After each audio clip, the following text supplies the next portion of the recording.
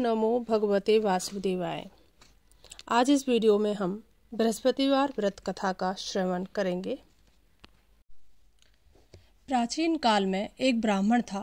वह बहुत ही निर्धन था, उसको कोई संतान भी नहीं थी। वह नित्य पूजा पाठ करता, परंतु उसकी स्त्री बहुत मलिनता के साथ रहती थी।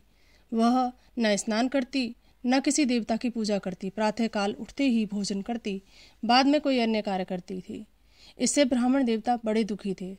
बेचारे बहुत कुछ करते, परंतु उसका कोई परिणाम न निकलता। भगवान की कृपा से ब्राह्मण की स्त्री के कन्या रूपी रत्न पैदा हुआ। वह कन्या अपने पिता के घर बड़ी होने लगी। वह बालिका प्रातः स्नान करके भगवान विष्णु का जप करने लगी, बृहस्पतिवार का व्रत करने लगी। अपने पूजा पाठ को समाप्त करके स्कूल जाती तो मुट्ठी में जौ भर के ले जाती और पाठशाला जाने के मार्ग में डालती जाती। वही जौ स्वर्ण के हो जाते तो लौटते समय उनको बीन कर घर ले आती थी। वह एक दिन सूप में सोने के जौ फटक कर साफ कर रही थी। उसकी माँ ने देखा और कहा, हे बेटी, सोने के जौ को फटकने के लिए सोने का सूप चाहिए। दूसरे दिन बृहस्पतिवार था। इस कन्या ने व्रत रखा और बृहस्पति देव से प्रार्थना करके कहा, हे प्रभु, यदि मैंने आपकी पूजा सच्चे मन से की है तो मेरे लिए सोने का सूप दे दो। बृहस्पति देव ने उसकी प्रार्थना स्वीकार कर ली। रोजाना की तरह वह कन्या जौ फैलाती हुई स्कूल को गई और जब लौटकर जौ बीन रही थी तो बृहस्पति देव की कृपा से रास्ते में सोने का सूप मिला। उसे वह घर ले आई और उसे जौ साफ करने लगी, परंतु उसकी माँ का वही ढंग रहा। एक दिन की बात है, वह कन्या सोने के सूप में जौ साफ कर रही थी। उस समय उस शहर का राजपुत्र वहां से होकर निकला। इस कन्या के इस रूप और कार्य को देखकर मोहित हो गया और अपने घर जाकर भोजन और जल त्याग कर उदास होकर लेट गया। राजा को इस बात का पता लगा तो अपने मंत्रियों के साथ अपने पुत्र के पास गए और बोले, हे पुत्र, तुम्हें किस बात का कष्ट है? किसी ने तुम्हारा अपमान किया है अथवा कोई और कारण है? सो कहो, मैं वही कार्य करूंगा जिससे तुम्हें प्रसन्नता होगी। राजकुमार ने अपने पिता की बातें सुनी तो वह अपने पिता से बोला, हे पिताजी, आपकी कृपा से मुझे किसी बात का दुख नहीं है और ना ही किसी ने मेरा अपमान किया, परंतु मैं उस लड़की के साथ विवाह करना चाहता हूँ जो सोने के सूप में जौ साफ कर रही थी। यह बात सुनकर राजा आश्चर्य में पड़ गया और बोला, हे पुत्र, इस तरह की कन्या का पता तुम ही लगाओ, मैं उसके साथ तुम्हारा विवाह अवश्य कर दूंगा। राजकुमार ने अपने पिता के वचन सुनने के पश्चात उस लड़की के घर का पता लगाया। राजकुमार के बताए पते के अनुसार मंत्री उस लड़की के घर गए और ब्राह्मण कन्या का विवाह राजकुमार के साथ संपन्न हो गया। कन्या के घर से जाते ही पहले की भांति उस ब्राह्मण देवता के घर में गरीबी का निवास हो गया। अब भोजन के लिए भी अन्न बड़ी मुश्किल से मिलता था। एक दिन दुखी होकर ब्राह्मण देवता अपनी पुत्री के पास गए। बेटी ने पिता को दुखी देखकर अपनी माँ का समाचार पूछा। तब ब्राह्मण ने सभी हाल कह सुनाया। कन्या ने बहुत सा धन देकर अपने पिता को विदा किया। इस तरह ब्राह्मण का कुछ समय सुखपूर्वक व्यतीत हुआ। कुछ दिन बाद फिर वही हाल हो गया। ब्राह्मण फिर अपनी कन्या के यहाँ गया और सभी हाल कहा तो लड़की बोली, हे पिताजी, आप माताजी को यहाँ ले आइए, मैं उन्हें वह विधि बता दूंगी जिससे आपको गरीबी दूर हो जाएगी।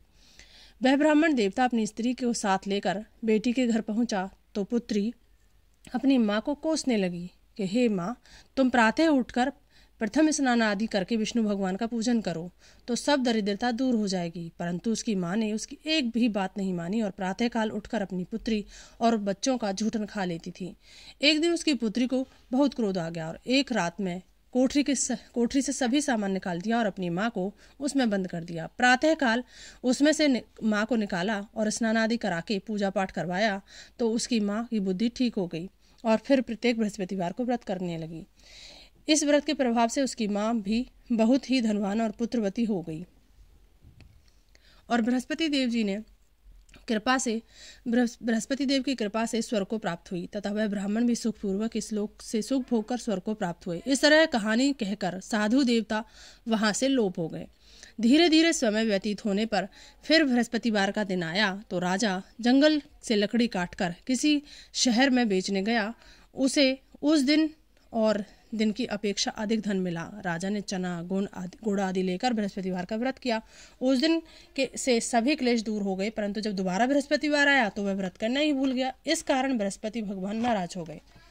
उसी दिन उस नगर के राजा ने विशाल यज्ञ का आयोजन किया और शहर में यह घोषणा करवा दी कि कोई भी मनुष्य अपने घर भोजन न बनवाए और आग भी न जलाए।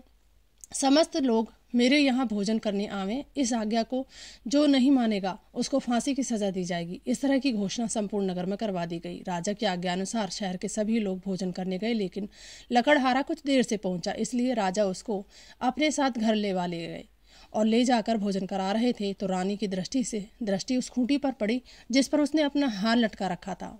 वह वहां दिखाई नहीं दिया तो रानी ने हार की चोरी के अपराध में लकड़हारे को सिपाही से बुलवाकर उसे जेल खाने में डलवा दिया। जब राजा जेल खाने में गया तो बहुत दुखी होकर विचार करने लगा कि कौन न जाने कौन से पूर्व जन्म के कर्म है जिसके कारण मुझे यह ऐसा दुख प्राप्त हुआ।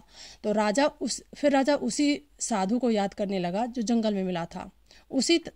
उसी समय तत्काल बृहस्पति देव साधु के रूप में प्रकट हो गए और उसकी दशा को देखकर कहने लगे, अरे मूर्ख, तूने बृहस्पति देवता की कथा नहीं की, इस कारण तुझे दुख प्राप्त हुआ। अब चिंता मत कर, बृहस्पतिवार के दिन जेल खाने के दरवाजे पर 4 पैसे पड़े मिलेंगे, तो उनसे बृहस्पति देव की पूजा करना, तेरे सभी कष्ट दूर हो जाएंगे। बृहस्पतिवार के दिन उसे 4 पैसे मिले। राजा ने उसी पैसे की सहायता से अपना व्रत और पूजन किया और उस रात्रि को जब राजा सो रहा था तो बृहस्पति देव ने राजा को स्वप्न में कहा, हे राजन, तुमने जिस आदमी को जेल खाने में हार की चोरी के अपराध में बंद कर रखा है वह निर्दोष है, वह राजा है, उसे छोड़ देना। रानी का हार उसी खूंटी पर लटका हुआ है, अगर तू ऐसा नहीं करेगा तो मैं तेरे राज्य को नष्ट कर दूंगा। राजा प्रातःकाल उठा तो रानी का हार खूंटी पर टंगा देकर लकड़हारे को बुलवाकर क्षमा मांगी तथा राजा को सुंदर योग्य वस्त्र आभूषण देकर विदा किया। गुरुदेव की आज्ञा अनुसार राजा अपने नगर को चल दिया। राजा जब नगर के निकट पहुंचा तो उसे बड़ा ही आश्चर्य हुआ। नगर में पहले से अधिक बाग, तालाब, कुएं, मंदिर आदि बहुत ही धर्मशाला आदि बने हुए हैं। राजा ने पूछा कि यह किसका बाग और धर्मशाला है। तब नगर के सब लोग कहने लगे कि यह सब रानी और दासी के हैं। तो राजा को आश्चर्य हुआ और गुस्सा भी आया। जब रानी ने यह खबर सुनी कि राजा आ रहे हैं तो उसने दासी से कहा कि हे दासी, देख, राजा हमको कितने बुरी हालत में छोड़ गए थे, वह हमारी ऐसी हालत देखकर लौट ना जाएं, इसलिए तू दरवाजे पर खड़ी हो जा। राजा की आज्ञानुसार दासी दरवाजे पर खड़ी हो गई। जब राजा आए तो उन्हें अपने साथ लेवा लाई। तब राजा ने क्रोध करके अपनी तलवार निकाली और पूछने लगा, यह बताओ, यह धन तुम्हें कैसे प्राप्त हुआ। तब रानी ने कहा कि यह सब धन बृहस्पतिवार के व्रत के प्रभाव से प्राप्त हुआ है। राजा ने निश्चय किया कि 7 रोज बाद मैं सभी बृहस्पति देव का पूजन करते हैं, परंतु मैं रोजाना दिन में 3 बार कहानी कहा करूंगा और रोज व्रत किया करूंगा। अब हर समय राजा के दुपट्टे में चने की दाल बंधी रहती थी तथा दिन में 3 बार कहानी कहता। एक रोज राजा ने विचार किया कि चलो अपनी बहन के यहाँ हो आवे। इस तरह निश्चय कर राजा घोड़े पर सवार हो अपनी बहन के यहाँ चलने लगा। मार्ग में उसने देखा कि कुछ आदमी एक मुर्दे को लिए जा रहे हैं। उन्हें रोककर राजा कहने लगा, अरे भाइयों, मेरी बृहस्पतिवार की कथा सुन लो। वो बोले, लो, हमारा तो आदमी मर गया और इसको अपनी कथा की पड़ी है। परंतु कुछ आदमी बोले, अच्छा कहो, हम तुम्हारी कथा सुनेंगे। राजा ने दाल निकाली और जब कथा आधी हुई थी तो मुर्दा हिलने लगा और जब कथा समाप्त हुई तो राम राम कह के वह मनुष्य खड़ा हो गया। आगे मार्ग में उसे एक किसान खेत में हल चलाता हुआ मिला। राजा ने उसे देखा और उससे बोला, अरे भैया, तुम मेरी बृहस्पतिवार की कथा सुन लो। किसान बोला, जब तक मैं तुम्हारी कथा सुनूंगा तब तक 4 हरैया जोत लूंगा, जा अपनी कथा किसी और को सुनाना। इस तरह राजा आगे चलने लगा। राजा के हटते ही बैल पछाड़ खाकर गिर गए तथा किसान के पेट में बहुत जोर से दर्द होने लगा। उसी समय उसकी माँ रोटी लेकर आई। उसने जब देखा तो अपने पुत्र से सब हाल पूछा। बेटे ने सभी हाल कह दिया तो बुढ़िया दौड़ी दौड़ी राजा के पास गई और उससे बोली, मैं तेरी कथा सुनूंगी, तू अपनी कथा मेरे खेत पर ही चलकर कहना। राजा ने बुढ़िया के खेत पर जाकर कथा कही, जिसके सुनते ही वह बैल खड़े हो गए तथा किसान के पेट का दर्द भी बंद हो गया। राजा अपनी बहन के घर पहुंच गया। बहन ने भाई की खूब मेहमानी की। दूसरे रोज प्रातःकाल राजा जगा तो वह देखने लगा कि सब लोग भोजन कर रहे हैं। राजा ने अपनी बहन से कहा कि ऐसा कोई मनुष्य है जिसने भोजन नहीं किया हो और मेरी बृहस्पतिवार की कथा सुन ले। बहन बोली, हे भैया, यह देश ऐसा ही है।